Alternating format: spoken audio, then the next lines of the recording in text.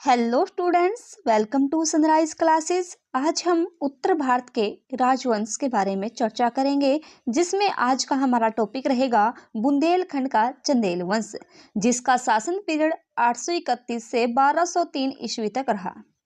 आखिर चंदेल कौन थे? चंदेल वंश गौड़ जनजातीय मूल का राजपूत वंश था और ये प्रतिहारों के सामंत थे।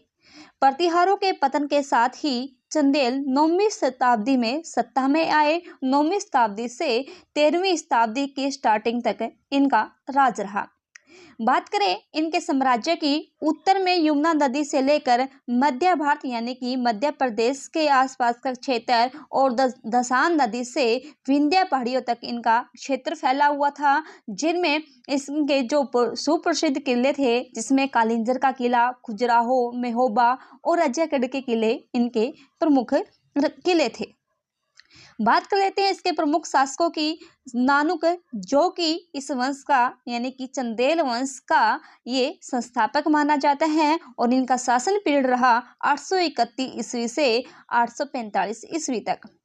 वाकपति 845 से 870, जय शक्ति चंदेल और विजय शक्ति चंदेल 870 से 900, राहिल 900, हर्ष चंदेल ये काफी इम्पोर्टेंट शासक था 900 से 925 तक। यशोवर्मन काफी इम्पोर्टेंट हो जाता है 925 से 950।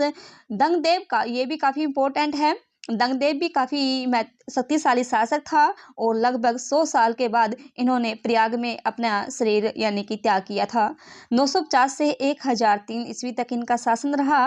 गणदेव 1003 से 1017, विद्याधर 1017 से 1029, विजयपाल 1030 से 1045, देववर्मन 1050 से 1060, कीर्तिवर्मन 1060 से 1100, सलक्षण वर्मन 1100 से 1115, जयवर्मन 1115 में ही, पृथ्वीवर्मन 1120 से 1129, मदन वर्मन 1129 से 1162, यशोवर्मन द्वितीय 1165 से 66 और परमल, जो कि इस वंश का आखिरी या अंतिम शासक था, 1166 से 1203 तक इनका शासन रहा।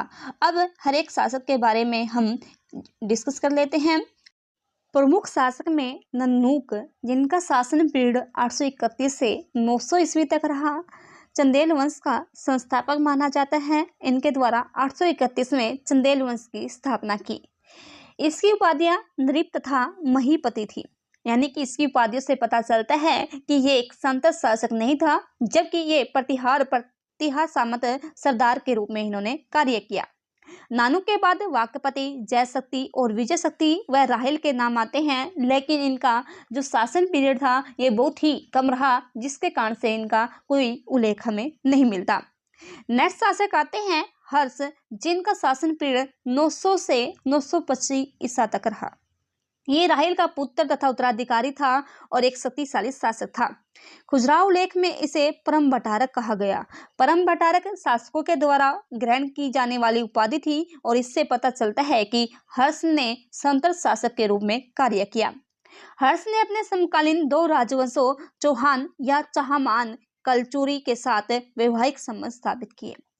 दो शासक इस समकालीन शासक वंश थे, चौहान या चाहमान और दूसरा था कलचुरी, और इनके साथ वैवाहिक संबंध स्थापित कर अपनी स्थिति इनके द्वारा सुदृढ़ की गई। इन्होंने अपने वंश की कन्या नटा देवी का विवाह कलचुरी नरेश कोकल के साथ किया था, जबकि चाहमान की जो लड़की थी ये कंचुकी का, उनके साथ समय विवाह किया था। यानी कि ये चाहमान का दामाद था और चाहमानों की लड़की का कंचुका के साथ इन्होंने विवाह स्थापित किया था। नेक्स्ट आता है यशोवर्मन, जिनका शासन पीरियड 925 से 950 ईस्वी तक रहा। यशोवर्मन का उल्लेख हमें लक्ष्मण वर्मन के रूप में भी मिलता है और इस वंश का प्रथम शक्तिशाली शासक था। यशोवर्मन एक साम्राज्यवादी शासक था और यशोवर्मन के शासन काल में ही चंदेलों की शक्ति अपने चरमोत्कर्ष पर थी। यशोवर्मन ने सर्वप्रथम प्रतिहारों के अधीन कनौज पर आक्रमण किया और राष्ट्रकूटों से कालिंजर दुर्ग जीत लिया। कालिंजर दुर्ग काफी ज्यादा जीत का एक गोतक होता था। उसने मालवा, चेदी और मध्य कौशल पर आक्रमण कर अपने राज्य का पर्याप्त विस्तार किया। यशोवर्मन ने प्रतिहार राजा देवपाल को पराजित किया एवं प्रतिहारों से कलिंजर राज्य को छीन लिया और उसके बाद उसको अपनी राजधानी भी बनाया। खुजराहो में प्राप्त एक लेख के वर्णन के आधार पर यशोवर्मन को गौड़, खस, कौशल, मालवा, चेदी, कुरु, गुर्जर आदि का विजेता माना जाता है। खुजराहो में एक विशाल विष्णु मंदिर का निर्माण इनके द्वारा किया गया और जिसे कांदारिया महादेव मंदिर का नाम से प्रसिद्ध है और इसी मंदिर को चतुर्भुज मंदिर भी कहा जाता है और इस मंदिर में वैकुंठ की मूर्ति यशोवर्मन के द्वारा ही स्थापित की गई थी। 950 ईस्वी में इनकी मृत्यु हो जाती है और दंगदेव इनका उत्तराधिकारी बनता है, जो कि एक बहुत ही प्रतिभाशाली शासक था और लगभग 100 वर्ष की आयु में इन्होंने प्रयाग में अपने शरीर का त्याग किया था। दंगदेव जिनका शासन पीरियड 950 से 1002 ईस्वी तक इनका शासन पीरियड रहा, जिसका वर्णन खुजराहो एवं न्योरा अभिलेख में मिलता है। ध्यान रखना, 2 अभिलेखों में इनका वर्णन मिलता है, न्योरा और खुजराहो लेख में। इसने ही प्रतिहारों से पूर्ण स्वतंत्रता की घोषणा की थी। क्वेश्चन आ सकता है कि प्रतिहारों से पूर्ण स्वतंत्रता की घोषणा करने वाला चंदेल शासक कौन था? दंगदेव था। दंग की ग्वालियर विजय के पश्चात ही चंदेल प्रतिहारों की अधीनता से मुक्त हुए, इसलिए दंग को चंदेलों की स्वाधीनता का वास्तविक जन्मदाता कहा जाता है और दंगदेव को ही चंदेल वंश का वास्तविक संस्थापक भी कहा जाता है। दंग ने ब्राह्मणों को भूमि दान में दिया तथा ऊंच पदों पर जो प्रशासनिक पद थे उन पर ब्राह्मणों को नियुक्त किया। दंग ने तुला पुरुष दान किया था, यानी कि न्यायाधीश जो था, न्यायाधीश का जो प्रशासनिक पद था ये ब्राह्मणों को दिया था। इसने ब्राह्मणों में हमने बात की कि जो प्रशासनिक पद थे ये सारे के सारे ब्राह्मणों को थे, जिसमें मुख्य न्यायाधीश बट्टे सोदर था। ध्यान रखना, बट्टे सोदर इसके मुख्य न्यायाधीश थे और प्रभास इनके प्रधानमंत्री थे, जो दोनों के दोनों ब्राह्मण विद्वान थे। दंग ने बठिंडा के शाही शासक राजपाल को सुबुतगिन के विरुद्ध सैनिक सहायता भेजी थी तथा उसके विरुद्ध बने हिंदू राजाओं के संग में शामिल हुए, यानी कि सुबुतगिन ने भारत पर आक्रमण किया। सुबुतगिन एक मुस्लिम या हम कह सकते हैं मोहम्मद गजनवी के पिता थे और इन्होंने भारत पर आक्रमण किया और उस समय पंजाब यानी कि बठिंडा के शासक जयपाल थे और जयपाल को इन्होंने सैनिक सहायता भेजी और उसके बाद जो हिंदू शासक थे इनके द्वारा सुबुतगिन के विरुद्ध एक संघ बनाया गया, उसमें भी ये शामिल हुए। दंग प्रसिद्ध विजेता होने के साथ साथ उच्च कोटि के निर्माता भी थे और इन्हें खुजराहो में विश्वविख्यात स्थापत्य कला का विकास किया। इनके द्वारा जिननाथ, वैद्यनाथ और विश्वनाथ जैसे कई मंदिरों का निर्माण करवाया गया। इसने प्रयाग में 100 वर्ष की आयु में प्रयाग में गंगा यमुना नदी के संगम पर अपना शरीर त्याग दिया। इसके साम्राज्य विस्तार की बात करें, इनके साम्राज्य में पश्चिम में ग्वालियर था, पूरब में वाराणसी, उत्तर में यमुना तथा दक्षिण में चेदी और मालवा तक इनका साम्राज्य विस्तृत था। ध्यान रखना, पश्चिम में ग्वालियर, पूरब में वाराणसी, उत्तर में यमुना तथा दक्षिण में चेदी एवं मालवा तक इनका साम्राज्य विस्तृत था। नेक्स्ट शासक आते हैं गणदेव। गणदेव का शासन पीरियड 1002 से 1019 तक इनका शासन पीरियड रहा। दंगदेव के पश्चात उनका पुत्र गणदेव चंदेल वंश का राजा बना और ये अधिक आयु में शासक बना था, जिस कारण से वह न तो विजय और न ही कोई लेख लिखा सका। गण के काल में चंदेलों की शक्ति अक्षुण्ण रही। त्रिपुरी के कलचुरी चेदी तथा ग्वालियर के कस्पघात शासक उसकी अधीनता स्वीकार करते थे और गणदेव ने 1008 में मोहम्मद गजनवी के विरुद्ध जयपाल के पुत्र आनंदपाल द्वारा बनाए गए संघ में शामिल हुए।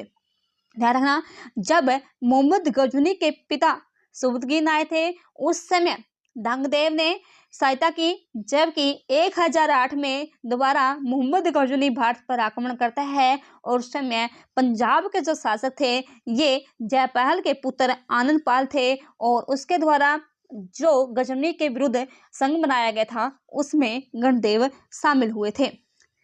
नेक्स्ट आता है विद्याधर। विद्याधर का शासन पीरियड 1019 से 1029 तक रहता है।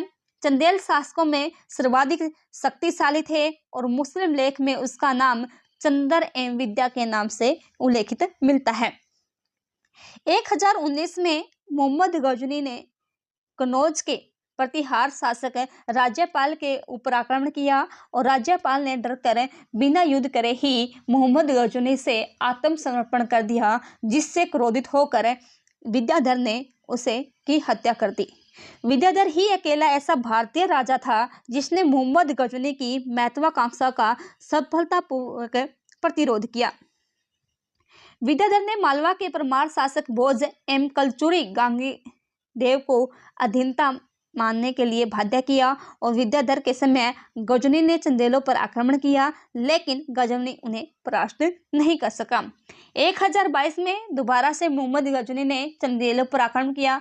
उस समय विद्याधर काफी ज्यादा वृद्ध हो चुका था, इसलिए इन्होंने मोहम्मद गजनी के साथ एक शांति समझौता कर लिया।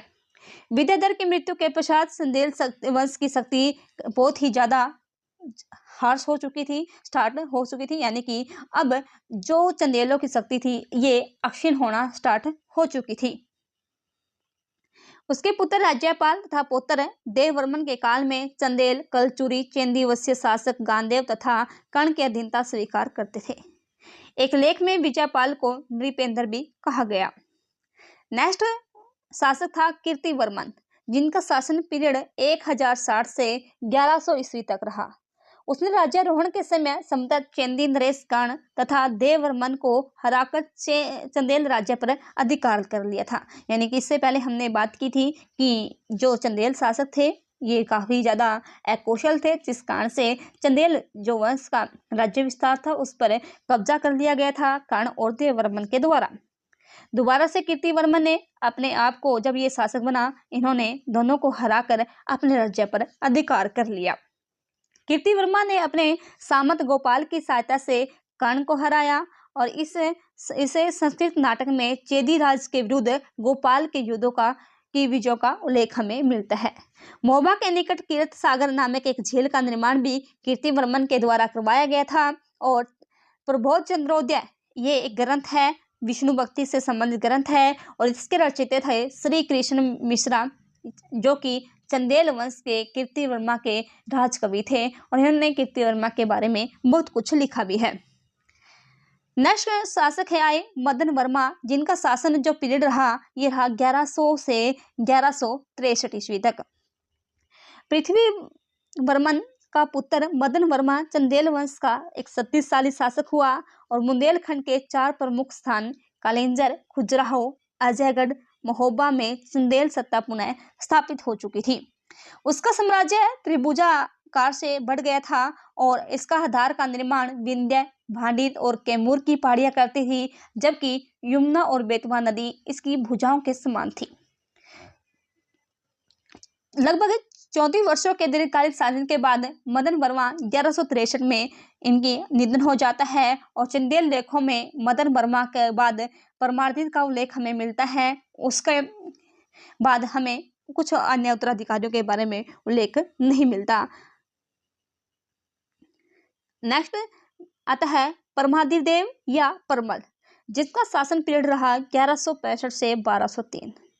परमदल चंदेल वंश का अंतिम शासक था और जो परमदिर तथा चाहमान के वंश के प्रसिद्ध शासक पृथ्वीराज तृतीय के बीच शत्रुता थी।